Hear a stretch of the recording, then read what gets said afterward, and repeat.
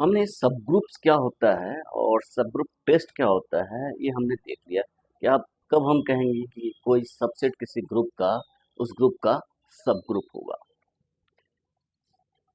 एक बहुत ही सिंपल सा क्वेश्चन है कि जब हमारे पास दो सब ग्रुप दिए हुए हैं किसी ग्रुप का, सपोज कीजिए जी एक ग्रुप है और H1 और H2 इसके दो सब ग्रुप हैं, तो क्या H1 यूनियन H2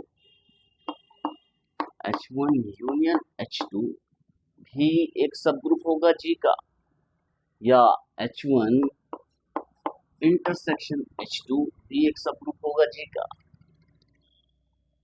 तो ये दो बेसिक क्वेश्चन है जो क्या किसी दो सब ग्रुप से उनके इंटरसेक्शन और उनके यूनियन से हम सब ग्रुप नया सब ग्रुप जनरेट कर सकते हैं, या किसी ग्रुप में जो अवेलेबल सब ग्रुप्स हैं उनके हेल्प से दूसरे सब ग्रुप को आइडेंटिफाई कर सकते हैं।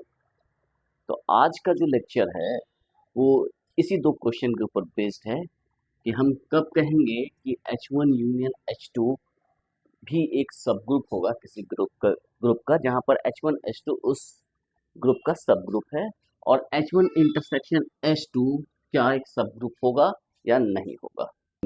देखते हैं एक थ्योरम, बहुत ही सिंपल थ्योरम है जो जनरली यूनिवर्सिटी एग्जाम में पूछा जाता है। सपोज करते हैं late G be a group and H1 and H2 be any two subgroups of two subgroups of G. Then theorem पहला कहता है H1 intersection H2 is also a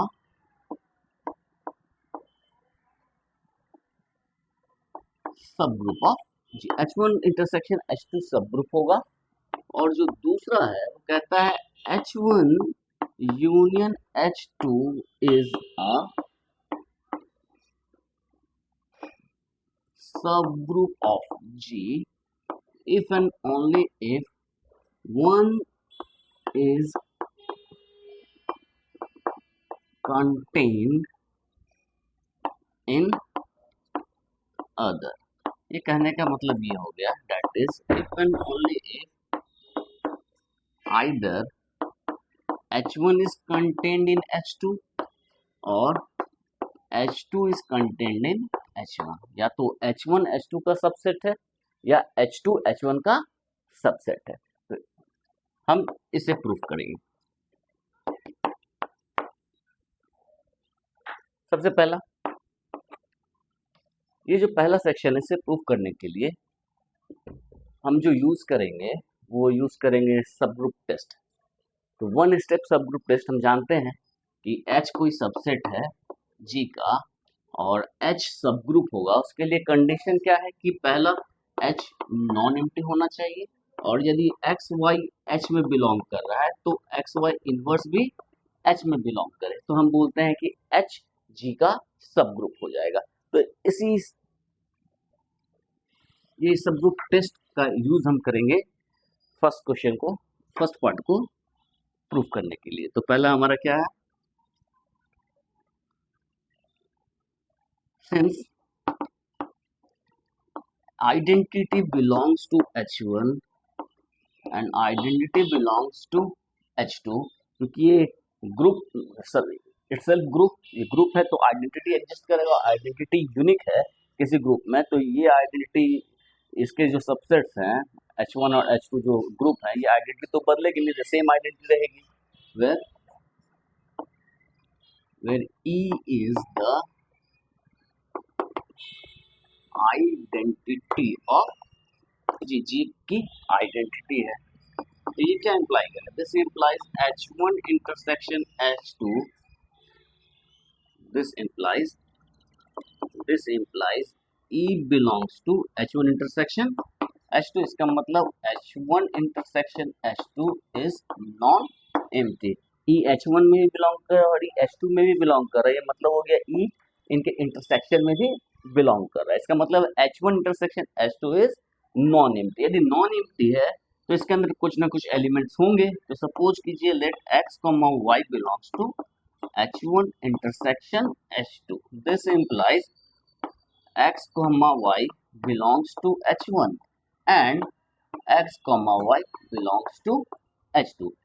intersection में बिलोंग कर रहा है मतलब दोनों में बिलोंग कर रहा है। यदि एक्स वाई हमने H1 इंटरसेक्शन H2 में कंसिडर किया है तो x, y जो है वो H1 में भी बिलोंग करेगा as well as it belongs to X2।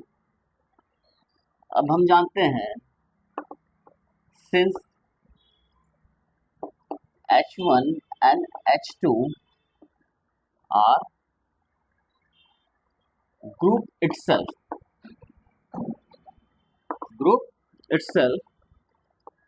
so xy inverse belongs to H1 and xy inverse belongs to H2। क्योंकि y H1 में बिलोंग कर रहा है तो y इनवर्स भी H1 में बिलोंग करेगा और x और y इनवर्स का जो ऑपरेट करके जो एलिमेंट आएगा तो by closure property x y inverse also belongs to H1 and x y inverse also belongs to H2। क्योंकि H1 H2 क्या है, सब ग्रुप है। This implies x y inverse belongs to H1 intersection H2। So by one step subgroup test,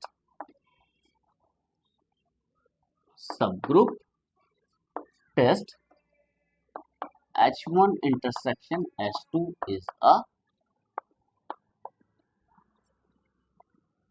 subgroup of G। तो इस तरह से हमने पहला सेक्शन कंप्लीट कर दिया। तो हम सेकंड के प्रूफ के ऊपर आते हैं। ये सेकंड का प्रूफ क्या है कि H1 intersection H2 is a subgroup of G। हमने देखा है कि जब कभी इफ एंड ओनली इफ रहता है तो ये जो स्टेटमेंट इसको दो पार्ट में डिवाइड करता है, इफ एंड ओनली इफ के पहले का सेक्शन और इफ एंड ओनली इफ के बाद का सेक्शन। और इसको हम जब भी प्रूफ करते हैं तो पहले सेक्शन को एज्यूम करते हैं और सेकंड को प्रूफ करते हैं और उसके कन्वर्स पार्ट में सेकंड को एज्यूम करते हैं, फर्स्ट को प्रूफ करते हैं। तो यहाँ पर हम पहले इम्प्लाई पार्ट को प्रूफ करते हैं।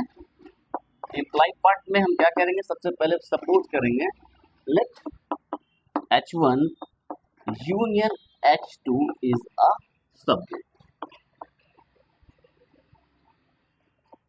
Subgroup of G। ये हम एज्यूम करते हैं और हमें प्रूव करना है कि either H1 is contain in H2 और H2 is contain in H1। तो इसका जो प्रूफ है बड़ा थोड़ा ट्रिकी है। वो ट्रिकी ये है कि हमें प्रूव करना है कि either H1 is contain in H2 और H2 is contain in H1। तो इसे प्रूव करने के लिए हम एज्यूम करते हैं कि ये ट्रू नहीं है, ये ट्रू नहीं होगा। सपोज करते हैं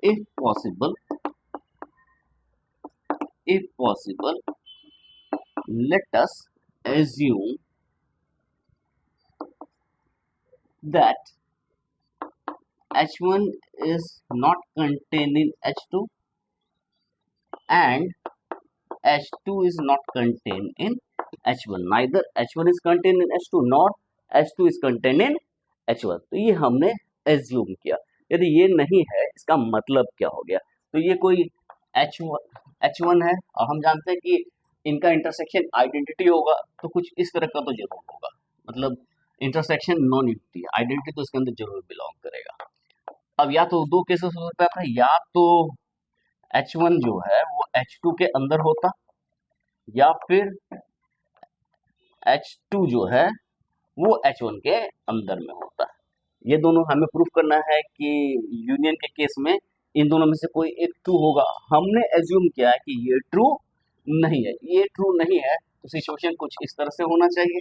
और इस तरह से जब भी होगा इसका मतलब है कुछ एलिमेंट यहाँ पर होगा जो H2 में नहीं होगा और कुछ एक एलिमेंट H2 में होगा जो H1 में नहीं होगा। सपोज करते यहाँ पर एक एलिमेंट है X1 जो H1 में है लेकिन H2 में नहीं है, और H2 में एक एलिमेंट लेते हैं जो H2 में एक एलिमेंट लेते हैं X2 which is in X2 but not in H1। तो let us assume that it is not true। मतलब ना ही H1 कंटेन है H2 में और ना ही H2 कंटेन है H1 में, तो इस केस में दिस इम्प्लाइज यदि ऐसा होगा, मतलब इस तरह का सिचुएशन होगा, इस तरह का सिचुएशन होगा, this implies there exist x1 belongs to h1 but x1 does not belongs to h2 and there exists x2 belongs to h2 but x2 does not belongs to h1। इसे हम suppose करते हैं 1, इसे suppose करते हैं 2। अब ये दो हमारे पास है, क्योंकि हमने एज्यूम किया, इस एजम्पशन के बेस पे हमारे पास ये रिजल्ट आ रहा है, और हम इसके बेस पे हम आगे बढ़ेंगे और कहेंगे कि इन दोनों के कारण एक कंट्रडिक्शन आएगा। ठीक है, तो सबसे पहले पहला केस के ऊपर आते हैं। नाउ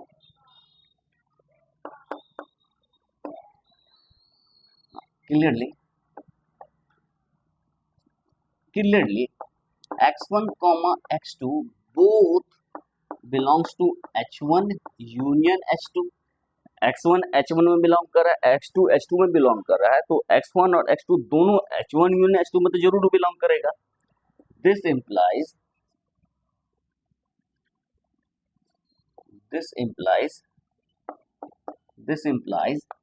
x1 और x2 को जो ऑपरेट करेंगे वो भी h1 यूनियन h2 में बिलोंग कर रहा है। वो क्यों करेगा? क्योंकि हमने h1 यूनियन h2 को सब ग्रुप एज्यूम किया है। दो पार्ट में है, पहले तो हमने इम्प्लाई पार्ट कर रहे हैं, इसे सब ग्रुप एज्यूम कर रहे हैं, उसके बाद हम कह रहे हैं कि ऐसा होगा तो either h1 is contain in h2 और h2 is contain in h1। तो इसको हमने सब ग्रुप सपोज किया हुआ है, और सब ग्रुप है तो ये क्लोज होगा, और क्लोज होगा तो x1 x2 h2 में बिलोंग करेगा। क्यों? Since h1 union h2 is a group है तो क्लोज्ड है तो ये इसके अंदर बिलोंग करेगा। और ना दिस इम्प्लाइज, ये क्या इम्प्लाई करेगा?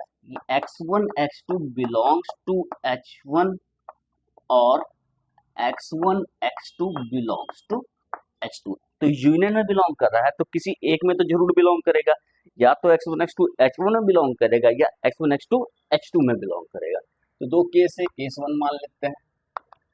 Case 1, late x1 x2 belongs to h1, x1 x2 h1 में बिलोंग कर रहा है। फिर दूसरे केस में हम उसको लेंगे, सिमिलरली हम पहले एक केस को देख लेते हैं। ठीक है, ऑल्सो और लिखते हैं since x1 belongs to h1 implies x1 inverse belongs to h1, क्योंकि h1 सब ग्रुप है तो ग्रुप है तो हर एक एलिमेंट का इनवर्स इसमें बिलोंग करेगा। ऐसा क्यों हो गया? क्यों? Since h1 is a group, h1 सब ग्रुप है यानी कि ग्रुप है तो हर एक एलिमेंट का इनवर्स एग्जिस्ट करेगा। दिस इम्प्लाइज, सो यहाँ सो लिख सकते हैं, सो x1 inverse x1 x2 belongs to h1, ये क्लोजर प्रॉपर्टी के accordingly since h1 is closed है इसलिए ये इसके अंदर बिलोंग करेगा, और एसोसिएटिविटी से x1 inverse x1 x2 belongs to h1। This implies ex2 belongs to h1 and this implies x2 belongs to h1। This implies x2 belongs to h1। ये क्या कर रहा है? Which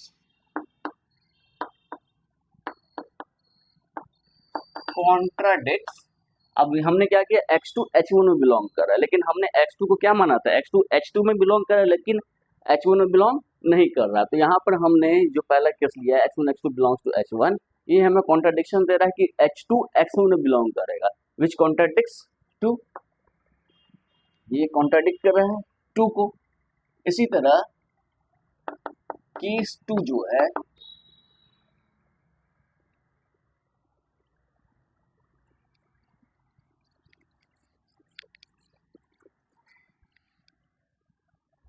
similarly Similarly, as in case 1, case 1,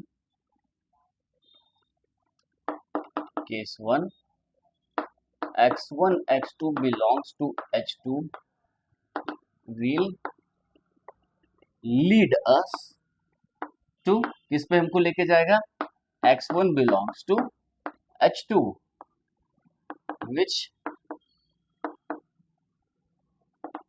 contradicts 1, जो 1 को contradict करेगा, hence our assumption is wrong. हमारा assumption ही wrong है, क्योंकि हमने assume किया था कि if possible, तो if possible ही नहीं हो पा रहा है, हमारा assumption wrong है. Therefore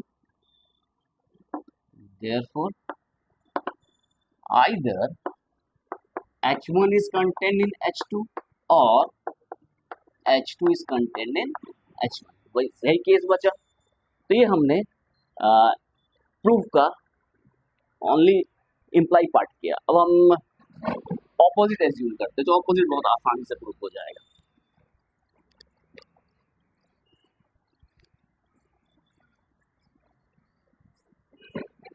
ऑपोजिट क्या है? ओनली एक part. Let either H1 is contained in H2 or H2 is contained in H1. Then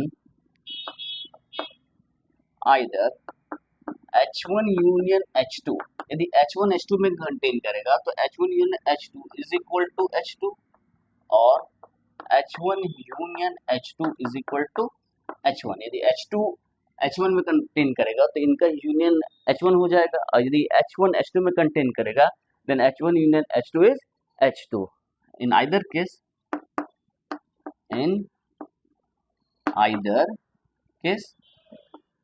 we get a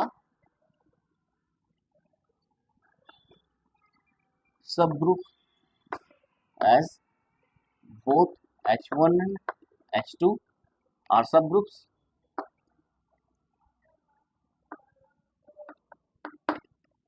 Hence the result.